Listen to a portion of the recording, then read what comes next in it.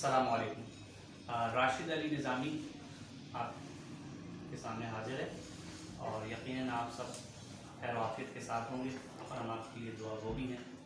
अपने हम प्रीवियस जो पार्ट 1 और पार्ट 2 नेचर ऑफ सेंटेंसेस इसी को हम कंटिन्यू करेंगे। इसके पार्ट 1 में हमने डिस्कस किया था कि हमारे पास जो नेचर ऑफ सेंटेंसेस होते हैं अफर्मेटिव, नेगेटिव, इंटरोगेटिव और इंटरो एंड नेगेटिव। लेकिन हमने इसके शुरू के थ्री टाइप्स को डिस्कस किया है स्टूडेंट्स। तो फर्स्ट पार्ट के अंदर हमने देखा था कि हम सेंटेंसेस को अगर हेल्पिंग वर्ब मौजूद है तो उसको नेगेटिव में कैसे सेंटेंस में चेंज करेंगे और इंटरोगेटिव में कैसे चेंज करेंगे। फॉर एग्जाम्पल कि I am going to school, तो इसका नेगेटिव क्या होगा students? I am not going to school, right. इसी तरह एक सेंटेंस है कि यू विल स्पीक इंग्लिश, इसका interrogative will is helping verb here, तो will you speak English, right. और फिर हमने इसके पार्ट 2 के अंदर ये डिस्कस किया था कि अगर हमारे पास हेल्पिंग वर्ब मौजूद ना हो अफर्मेटिव में, सिंपल प्रेजेंट टेंस और सिंपल पास्ट टेंस को हमने डिस्कस किया था। For example he goes to school, there is no helping verb, लेकिन हम ये देखते हैं तो ही सिंगुलर थर्ड पर्सन है और उसके जो सिंगुलर थर्ड पर्सन क्या होता है students? He, she, it and an singular noun, तो उसके वर्ब में हम एस या ईएस का इजाफा करते हैं जो बेस फॉर्म होती है। गो से गोज बन रहा है, स्पीक स्पीक्स बन रहा है, वॉश वॉशेस बन रहा है, राइट। तो for example he goes to school, इसका नेगेटिव क्या बनेगा? He does not go to school. तो जब हमने डज यूज किया तो गोज जो है वो अपनी बेस फॉर्म में रिटर्न हो गई, यानी कि गोज किसमें चेंज हो गया स्टूडेंट्स? गो हो गया। बिल्कुल लाइक इसी तरह जब इसका इंटरोगेटिव बनाएंगे तो डज ही गो, तो गो अगेन गोज गो में चेंज हो गया, does he go to school question mark. Like इसी तरीके से अगर हम सिंपल पास्ट टेंस की को डिस्कस करें, फॉर एग्जांपल कि हिज फादर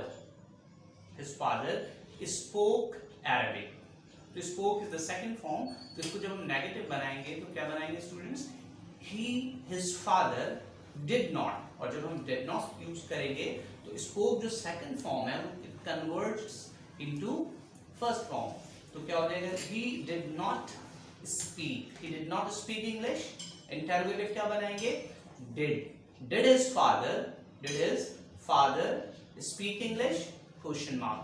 आज इस अपनी कंटिन्यू नेचर ऑफ सेंटेंसेस के पार्ट 3 में हम डिस्कस करेंगे कि अगर हमारे पास नेगेटिव सेंटेंस है, he is reciting the Holi Quran, तो इसको आज हम नेगेटिव में गिवन है, इसका हम इंटरोगेटिव कैसे बनाएंगे स्टूडेंट्स? तो इसमें वेरी सिंपल, आपके पास हेल्पिंग वर्ब मौजूद है, अफर्मेटिव में चेंज करना है। अफर्मेटिव मींस कौन से सेंटेंसेस होते हैं स्टूडेंट्स? रारिया जुमले, पॉजिटिव, राइट, जिसमें subject verb and then object. तो यहां पर हम क्या करेंगे? इस नॉट को रिमूव कर देंगे और क्या बन जाएगा? ही इज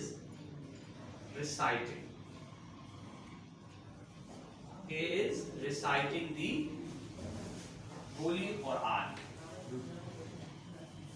और क्या इस्तेमाल करेंगे स्टूडेंट? फुल स्टॉप यूज करेंगे।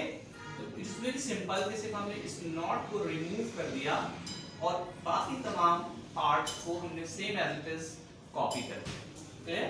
इसी तरह नेक्स्ट एग्जांपल है हमारे पास, will you be teaching English, तो विल स्टूडेंट्स बिफोर सब्जेक्ट इस्तेमाल हो रहा है। ये हमारे पास एक इंटरोगेटिव सेंटेंस है, इसीलिए हमने यहाँ पे कौन सा निशान लगाया है? Sign of interrogation, right.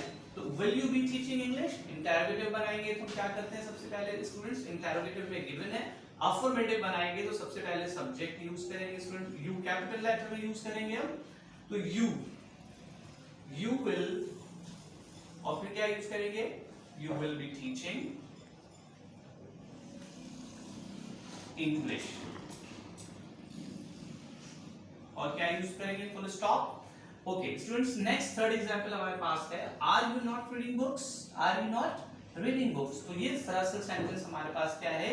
Interrogative and negative. क्या है स्टूडेंट्स? ये इंटरोगेटिव एंड नेगेटिव, क्योंकि इनकार भी हो रहा है और सवाल भी हो रहा है। Are you not reading books, क्या आप किताबें नहीं पढ़ते हैं, राइट? तो इसको फर्स्ट वो कह रहे हैं कि अफर्मेटिव में चेंज करें। तो अफर्मेटिव का मतलब होता है इकरारिया जुमले। क्या होता है स्टूडेंट अफर्मेटिव सेंटेंस? इकरारिया। और नेक्स्ट मैंने आपको जो एग्जांपल दिया है वो है असर्टिव। असर्टिव का मतलब होता है बयानिया। अच्छा, दिस इज वेरी इंपॉर्टेंट, इस डिफरेंस को जरूर समझिएगा कि अफर्मेटिव और असर्टिव में क्या डिफरेंस है।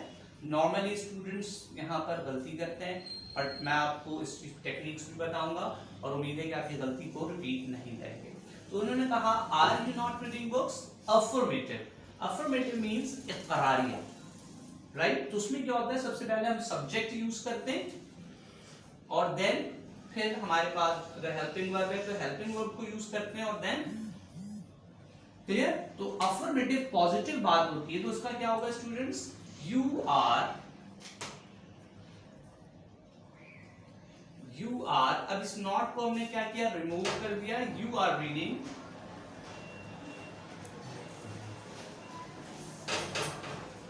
और full stop, you are reading books, right? तो ये पॉजिटिव बात है, यू आर रीडिंग बुक्स, तुम जो है वो किताब का मुताला कर रहे हो, किताब पढ़ रहे हो। लेकिन अगर असर्टिव है तो असर्टिव में हमारे पास दोनों पॉसिबिलिटीज हो सकती है। जो सेंटेंस है वो पॉजिटिव भी हो सकता है और नेगेटिव। पॉजिटिव का मतलब ये है कि वो इकरार भी हो सकता है यकीनन और इनकार भी होता है। क्यों?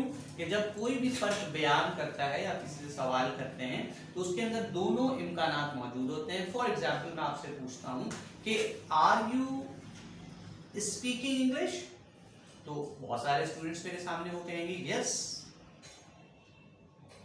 यस, और कुछ स्टूडेंट कहेंगे no. Yes I am speaking English, तो आप देख लें बयान किस में आ रहा है, करार में।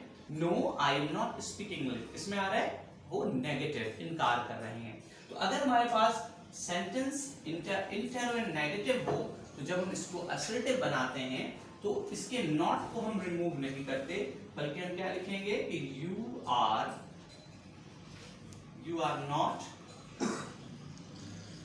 Not reading books.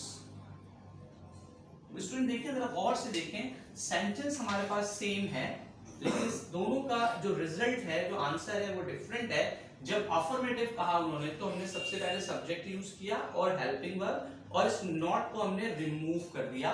लेकिन जब उन्होंने कहा चेंज इनटू असर्टिव, तो उसमें पॉजिटिव भी हो सकता है, नेगेटिव भी होता है। क्योंकि ऑलरेडी ये नेगेटिव है तो हमने क्या लिखा, यू आर। इस नॉट को हमने रिमूव नहीं किया, सिर्फ हमने उसके अरेंजमेंट को चेंज कर दिया। You are not reading books. तो कीप इन योर माइंड कि एग्जाम्स के अंदर जो एमसीक्यूज होते हैं आपके पास, उसमें आपको देखना होता है कि चेंज इनटू अफर्मेटिव है या चेंज इनटू असर्टिव। तो keep in your mind, it's very important point, right? Does she goes to school, अब ये देखें स्टूडेंट, हमारे पास सिंपल प्रेजेंट टेंस है तो ये डज है, और ये क्या है स्टूडेंट्स, गो है। सब्जेक्ट सिंगुलर थर्ड पर्सन है। तो सबसे पहले अगर हमें इसको किसमें चेंज करना है, अफर्मेटिव में चेंज करना है, तो सबसे पहले सब्जेक्ट आ जाएगा और एस कैपिटल लेटर में हमने यूज किया है, तो शी। अब स्टूडेंट्स देखें, अब हम यूज कर रहे हैं गो, लेकिन ये सिंगुलर थर्ड पर्सन है, he she it and an singular noun. अब ये गो जो है वर्ब की फर्स्ट फॉर्म है तो ईएस का इजाफा। देखिए इसमें does she go to school, ये हमारे पास क्या है स्टूडेंट्स, ये इंटरोगेटिव सेंटेंस है, हमने क्वेश्चन मार्क यूज किया हुआ है। तो इसका हमें अफर्मेटिव बनाना है, तो सबसे पहले हम सब्जेक्ट शी यूज करेंगे, ऐसा हमने कैपिटल लेटर में यूज किया, तो शी गो। क्योंकि सिंगुलर थर्ड पर्सन है तो वर्ब की जो फर्स्ट फॉर्म है, इसको हमने बेस फॉर्म भी कहा है, तो उसमें हम ईएस का इजाफा करते हैं, तो शी गोज। क्योंकि डज रिमूव हो रहा है तो she goes to school, she goes to school. इसी तरह एक और हम एग्जांपल देते हैं। फर्स्ट कर लें, हमारे पास एग्जांपल है कि do you drive a car, do you drive a car. अब स्टूडेंट्स यहाँ पर डू है क्योंकि सब्जेक्ट सिंगुलर थर्ड पर्सन नहीं है, देन हम डू डज यूज नहीं करते, तो क्या हो जाएगा सब्जेक्ट। अब डू को रिमूव करके तो ड्राइव अपनी बेस फॉर्म में ही रहेगा, you drive a car, drive a car. Hope students यकीनन आपने इसमें जो बहुत ही अहम नुकता है उसको ध्यान में रखिएगा कि अगर हमारे पास sentence are you not reading books, उसको अगर अफर्मेटिव में कह रहे हैं और अगर नेगेटिव मौजूद है, इंटेरोनेगेटिव है, तो हम उस नॉट को रिमूव नहीं करते, राइट। तो सॉरी, अगर अफर्मेटिव में चेंज करना है तो हम नॉट को रिमूव कर देंगे, यू आर रीडिंग बुक्स। लेकिन अगर असर्टिव में चेंज करना है तो उस नॉट को रिमूव नहीं करेंगे हम, you are not reading books. और जब आपके पास सिंपल प्रेजेंट टेंस हो या सिंपल पास्ट टेंस हो तो बी केयरफुल कि जब हम डज नॉट यूज करते हैं, डू नॉट यूज करते हैं या डिड नॉट यूज करते हैं, लेकिन उसकी वर्ब की फॉर्म में जो चेंजेस आती हैं उसको हमेशा ध्यान में रखिएगा। Thank you very much.